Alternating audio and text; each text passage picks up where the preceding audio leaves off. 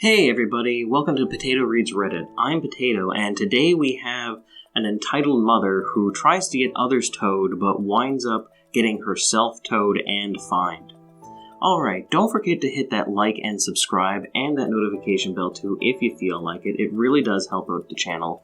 And don't forget to leave some comments as well. We'd love to hear what you guys have to think about all of these stories. And let's get right into our first story.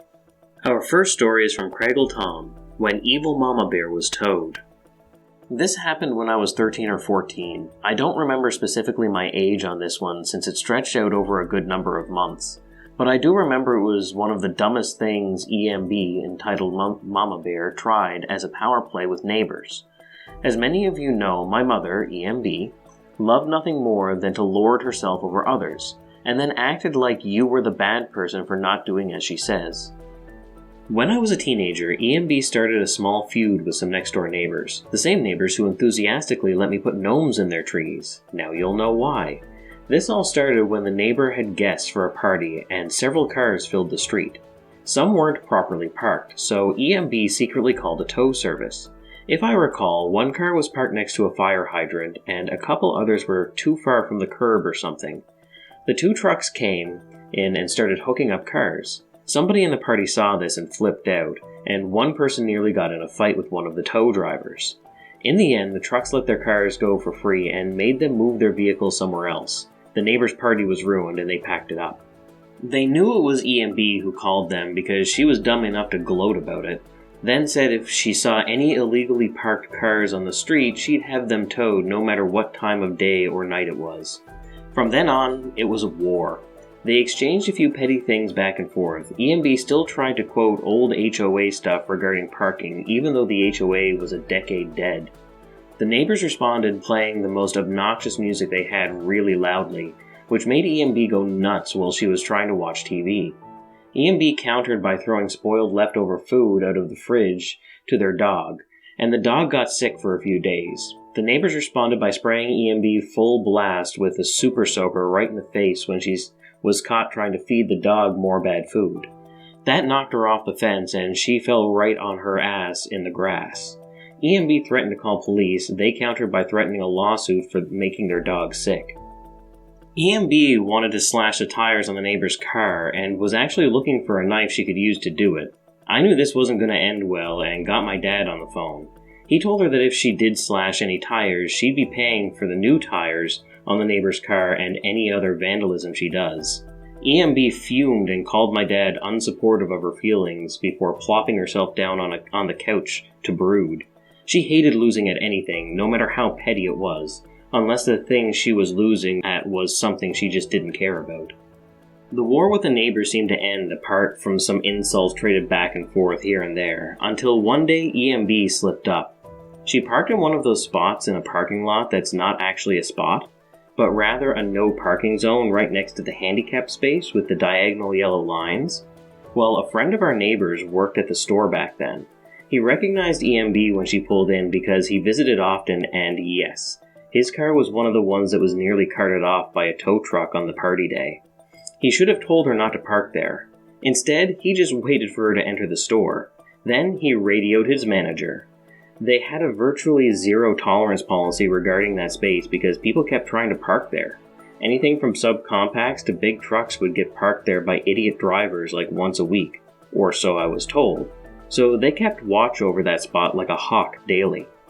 A cop was called in and they ticketed EMB's car. Then it was towed because it was considered an obstruction.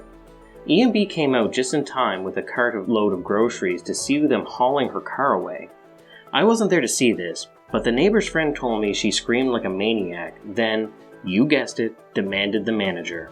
But the manager was already there and told her no parking was allowed in that zone at any time.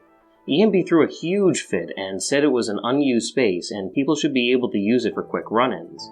But it wasn't a quick stop at the store. She was there for like an hour, and there was CCTV to prove it.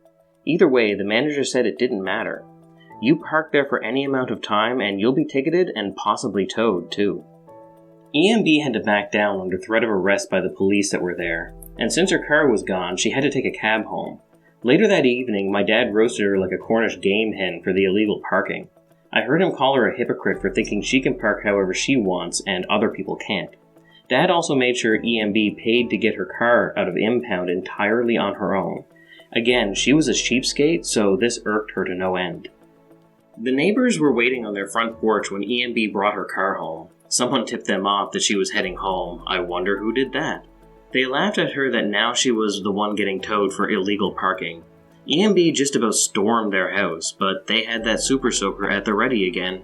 EMB yelled that she'd get them back for that, and they laughed and said they didn't do anything, and it was just her comeuppance for getting their friends towed. Then they laughed at her for being the HOA boss wannabe who couldn't even follow basic parking rules when she expected everybody else to.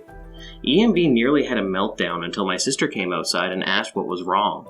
EMB played it off, then went to go pound a bottle of wine. That basically ended the war she had with those neighbors, but their relationship was, and still is, far from amicable. This also wasn't the last time EMB was ticketed and towed for bad parking. My sister told me she was ticketed at the same store for parking across 2 spaces almost sideways. Apparently it was a Sunday and the parking lot was almost empty, so she thought she could get away with it, but the manager and cops had other ideas. Wow, OP, it must have been really interesting growing up with her as a mother. I can't even imagine, although my own mother is her own special kind of entitled and her own special kind of Karen, but I digress. Let's move on to some comments.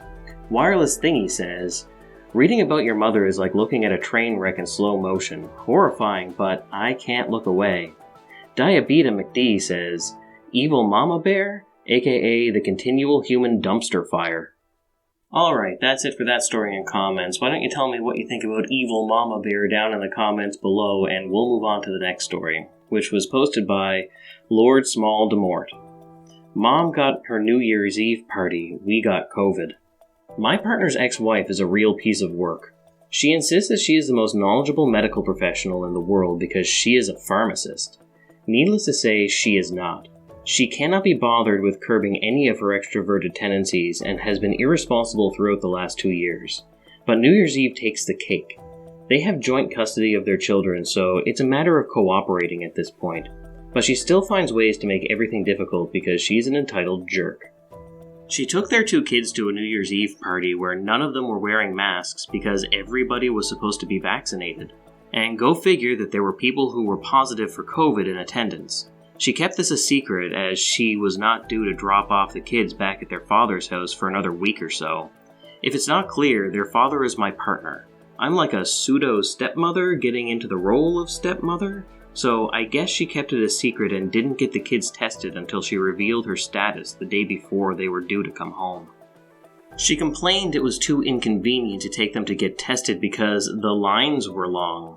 And she had already tested positive for COVID, so she didn't really feel like waiting because she didn't feel well and it's cold outside. So she dropped them off untested and said good luck. Go figure, after we are responsible for taking the kids to get tested, one comes back positive. I'm a teacher, and so now I'm using 50% of my sick days for the school year to stay out of school due to exposure, and we are at capacity for losing teachers right now. We are doubling our class sizes by taking other students, and there are no substitutes.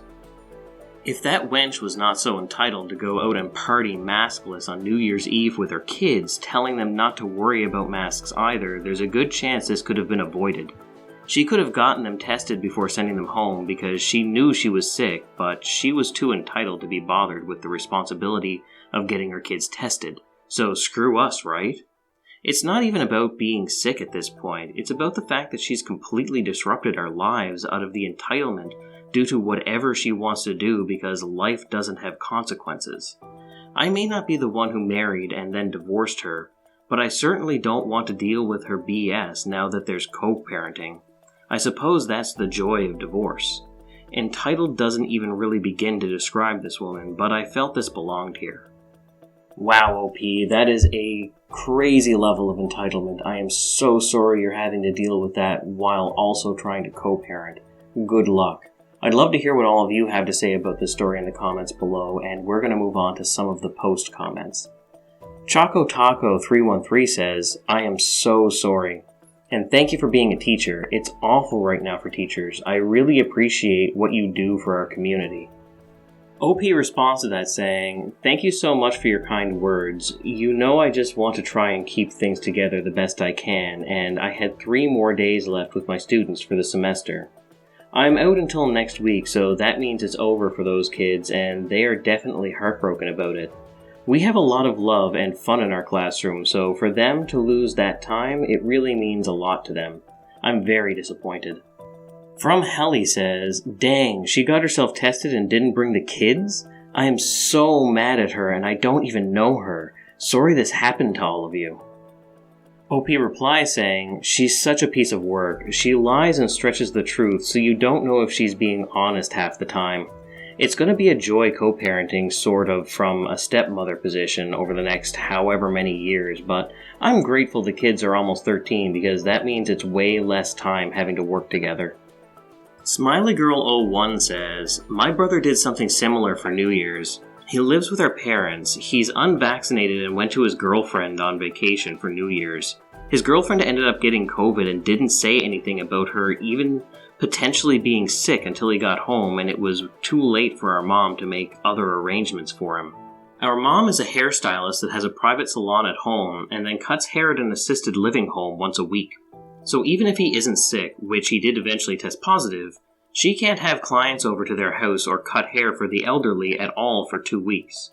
For him it's easy because he can work remotely while he quarantines, but he doesn't understand that our mom can't work at all even if he's exposed. On top of this, around this time, my mom had plans to go with my grandparents to an extremely important medical appointment, and she was almost unable to go. I'm not going to go into details, but it's a critical appointment and also important my mom was there to help them with it. She never tested positive and is in the clear now, but she is still super angry at my brother for being a self-centered idiot." Alright guys, why don't you tell us what you thought about that very entitled co-parent down in the comments below, and we'll move on to the next story, which was posted by Cryptic Hippie 3. Entitled parent got mad I offered to help another customer. It kinda helps to start off that I work at a grocery store, but I got called in on the snowiest and iciest day the store has seen since being remodeled in 2016. The parking lot was a disaster of ice, snow, and slush. I ended up on lot duty where I gather carts, take the trash out of them, and take them up to the building. Lugging around a bundle of carts that weigh an average 125 pounds or more is hard enough, but the conditions that day made it so much worse. Cue the townspeople crazed out of their minds that we were to have more snow overnight. People were getting hit in the parking lot, parked and moving vehicles alike. In the middle of gathering some carts, I called to a man with his 2 children if they needed help, as they all had their arms full of bags. The dad said no, so I carried on with what I was doing. Not even a minute later, this woman huffs at me with one bag in her arm and her child in the other. Entitled parent: "Why can't you help me? You offered them but not me." Me: "I'm terribly sorry, miss, I just didn't see you." Entitled parent: "I was trying to call for help while you were pulling up the carts." Me: "Ma'am, the carts are really loud. If you needed my help so badly, why didn't you tap me on the shoulder or wave to flag me down?" Entitled parent: "Are you calling me lazy?" This lady shrieked a sound like nails on a chalkboard and let go of her groceries, seriously dropping them in the slush. Entitled parent: Are you going to just stand there or pick up my groceries?" Me: "Have a good day, ma'am." I was already fed up, but I just grabbed my carts and lugged them up to the lot and to their covered spot before letting management know about entitled parent. Wow, OP, I do not envy your job. Well, why don't you all tell us what you think down in the comments below, and we'll move on to some of the comments from the story. Dokley14 says, "Yeesh, glad you just walked away. She bet that being dramatic would allow her to get away and lost. She also sounds like she would 100% make up a story to tell your boss that you dropped the groceries and she deserves a full refund. Good on you to beat her to the punch." Alright, that's really the only relevant comment for that story, so let's move on to the next story, which is posted by Ash the Awkward Peep. Uncle thinks his daughter is an angel. She's not. Hello everyone, a bit of context. I have an uncle who has 2 daughters. One is around 3 to 4, the other turned 2 last month. My uncle clearly shows how he loves the older one more than the younger one. I'll give them code names to make this easier. Uncle EU, older ED, younger ID. Story 1. We were at EU's house for a party. The kids were running around like usual. They went to their room for a bit while the adults talked. All of a sudden, ID came out of the room crying her eyes out. Edie followed behind. She ran to my aunt, and my aunt asked what happened. Supposedly, ED shoved ID off their bed, but says it was an accident. Now, this annoyed me and my entire family. We used to take care of the kids almost every week. My uncle and aunt always complained about how we took care of them for 2 days and needed a break. Sometimes they call last minute and ask. One time, my mom and I were at the grocery store and talking about plans. I think we were supposed to go to an amusement park with my brothers. All of a sudden, we got a call. My aunt wanted us to take the girls for the weekend because she was tired of them. My mom agreed, not wanting to have a fight. This happened every 1 to 2 weeks for a year. Edie was spoiled. She gets everything she wants basically while Edie has to share. Every time we go get toys, Edie always says ID wanted a toy Edie actually wanted. My mom kept saying ID can pick her own. When she does, Edie changes her mind. When they're in the car or at home, Edie usually stole ID's toys or swapped them. This happens all the time. Edie doesn't know how to share. We never talk about these problems to the parents, and they both always call ID a brat, jerk, that all. Now here's a story that my brother told me. My brother was with them watching on his phone. Edie had it for 10 minutes, and this is what happened. Brother: Okay, Edie, can ID have it now? Edie: No. Brother: You've had it for 10 minutes, you need to share. Edie: No. My brother stole it from her as she started screaming and crying. He gave it to ID as she used it for 2 minutes. Edie then slapped her and stole it from her. Edie obviously started crying as Edie went back on it. My brother screamed at her about it. She didn't care, as my brother took it away. My mom went to deal with it as my brother told me. Yeah, Edie, your angel is a devil. Thanks for reading. Forgot to mention, they now live in Georgia, which is across the country. We are visiting them in July for a few days. Alright, that's it for that story. Why don't you tell us what you thought down in the comments below, and we'll move on to the next story, which was posted by MitchDubs626. Do you know what the word favoritism means? Hi all, back again with more fun memories. As I've said before, I grew up in the 90s and grew up with entitled parents. This is an example or two from where my parents did jaw-dropping preferential stuff and then acted confused when I tried to point it out. Let me start this by saying I was a difficult child. I could have gone to juvie when I was 9. Almost burned down a school. Definitely out of my skull on amphetamines, but still did it. But the school didn't press charges. I can see that maybe my parents didn't want to spend any more time and money on me, but still not an excuse for how I was treated. When I was 15, my parents bought everyone new beds. My brothers and parents got memory foam beds. I got an as seen on TV couch bed that had holes in it. I wasn't given a cell phone of any kind, despite biking to work and school 5.5 miles starting at 13. I got my first burner prepaid phone myself when I was 14. My dad was yelling at me and chucked it at me, missed and shattered it against the wall. I bought another, it disappeared, message when called said phone was disconnected, not something that happens from a dead battery. I finally got my first phone plan in 2006, while I was working at the movie theater. I lost that job courtesy of entitled mother, read previous stories for more info, and my dad refused to help me at all with canceling the plan and refused to pick it up for me. Fortunately, I went to college soon, and my grandma got me a phone and plan since she intended on actually talking to me through college. My little brother never left home, except for Taekwondo, which my mom drove him to and picked him up from, so didn't get a phone at all until he went to college. My baby brother, who my mom essentially kept locked in her hip except for school until he went to college, was handed a phone at 10 and never had to pay a dime for it. I may seem bitter about the transportation issue, and I'll tell you why. My mom had to drop off my little brother and baby brother at school, and didn't have time to drop me off too. I went to school half a mile from baby brother's elementary school, and expected me to bike. I don't know if any of you know the weather situation in Florida, but it's commonly stormy with 8 inches or more of rain under an hour. Multiple times I woke up to storms and was told, "You're still biking, just take clothes in a plastic bag." Only I had one pair of shoes, and my principal would call her saying my soaking wet shoes were inappropriate and my mom needed to bring me dry clothes, to which she would bring me flip-flops, to which I got teased mercilessly for wearing pool shoes to school because I'm poor. Nope, just cheap parents. One time sticks out. One of my good friend's moms, at the time the girl and I were tight, then she proposed to me while I was in the military. I bought her a $1,500 ring, she disappeared, refused contact, and ended up pawning the ring, getting pregnant from someone who is currently in jail for the next 10 years, vehicular manslaughter and manslaughter of an unborn child, and DUI. Good job on your choice of mate. Saw me passing the gas station soaking wet. Oh, did I mention that this was during a hurricane? Charlie, 2004. She picked me up and took me to school and waited for my mom to bring me clothes to chew her out for being a poor mother, to which my mom tried to defend herself saying I was out of control and preferred to bike. My principal removed them both. I hope you enjoyed this story. I'm between 2 stories for the next one, my wedding day or money troubles with my parents. I've touched on both in previous stories. Please let me know what y'all prefer. Thanks.